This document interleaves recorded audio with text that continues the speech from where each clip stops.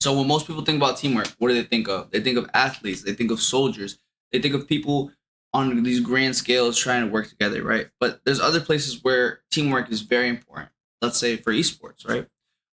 So today I want to talk about how my time on the UA esports team ties extremely well to the characteristics of a team that we discussed in chapter 12, right?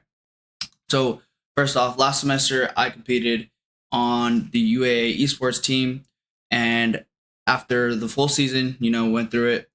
We ended up in the Division 5 national championship, and so by defeating the University of Florida, we were the first UAA esports team to actually win a national championship. So a lot of people think esports are just like, hey, I'm really good at this game, so my team's gonna flourish. But Rainbow is an extremely good example of how everyone on the team needs to matter and needs to know where they need to be, or else the whole thing will fall apart, right? Everyone has their role, whether it be utility, entry, everyone has a thing they need to do. And if that thing doesn't get done, someone else can't do their job effectively. And we will end up losing, right? So because of the fact that everyone affects everyone else, communication has to be constant. One missed call out or someone acting on their own can completely change the outcome of the entire match, right? So now how does this tie into the characteristics of an effective team? So as spoken about in communication in the real world, effective teams have four very important characteristics, right? Size, structure, identity, and interdependence. So size-wise, Rainbow Six Siege, you have 5 players on a team. It always will be 5 players.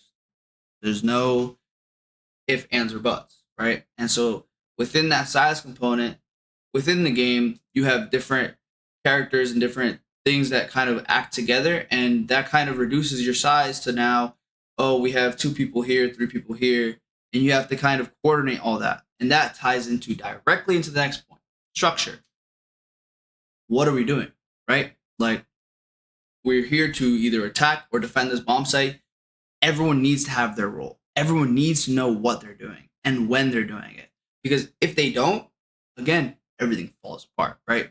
So that structure is very clearly organized. We have strategies that we have to follow through scrimmages, actual game time, things like that. We kind of developed our own structure as a team, and we implemented that to see success and win against our enemies.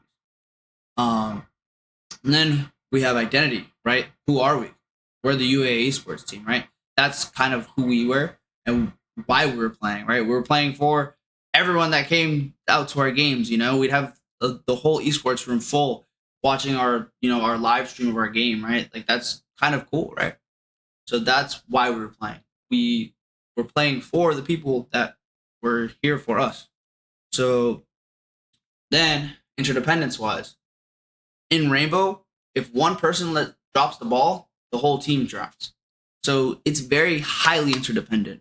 I can't do my job without character X, Y, and Z doing theirs first.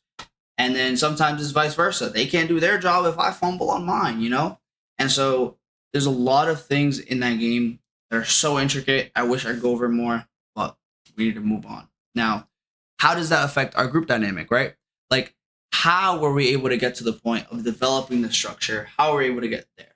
So our team, personally, we had a very strong cohesion kind of from the start because we all shared a passion, right? We all shared love for this game, right? It's like, yo, y'all love this like same game, and we all found common interest within that, right?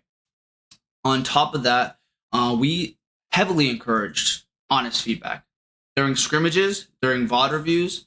During VOD reviews are replays of the game for anybody that doesn't know.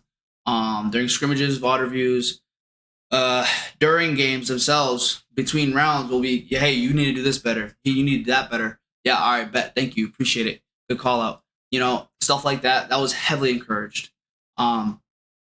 We also socialized a lot outside the game, whether it be on our own time, going to get breakfast together before games, playing the game like almost every night together. to just keep building that cohesion, keep building those building blocks for why we saw great success when we're actually playing in a high stress environment, right? Um, so winning that championship wasn't just a result of mechanical skill, right? Like I'm not just cranking full 360s and popping someone in the head, right? Of course, there is some of that, but it was a result of communication, preparation, and accountability, and most importantly, teamwork. So, in conclusion, today I shared my experience competing um, on the UAA esports team for Rainbow Six Siege and winning that national championship, and how the characteristics of a team were exemplified and how our group dynamics led to our victory. So, main thing that my experience has taught me is that these communication principles will lead you anywhere